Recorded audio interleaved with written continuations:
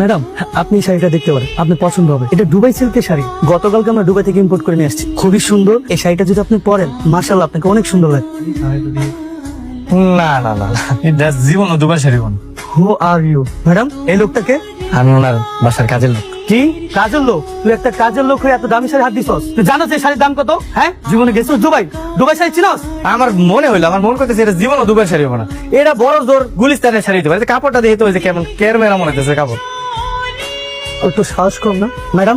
এসব ফকিন্নির বাচ্চাদেরকে কেন আপনার সাথে করে নিয়ে আসেন? হ্যাঁ, ওর জন্য তো আমার সবার মান সম্মান সব চলে যাচ্ছে।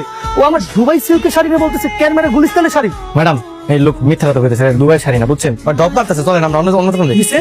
আমি ড্রপ মারতেছি মানে? আমি ড্রপ মারতেছি? ম্যাডাম, আপনি এখানে আরাম করে বসেন, আপনার জন্য জুসের ব্যবস্থা করতেছি, আর এই কাজের লোকের ব্যবস্থা করতেছি। এই চল ভাইয়া, ভাইয়া, ভাইয়া, ফোন থেকে আমার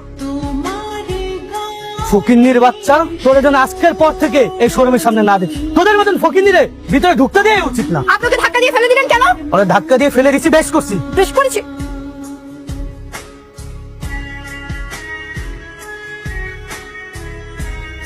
ও আমার স্ত্রী, ওর গায়ে কেউ হাত তুললে একদম জানে মেরে দিমু।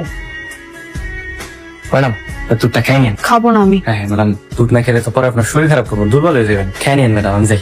গোলাম, দাঁড়াও, এখানে বসো। বসুন। বসো।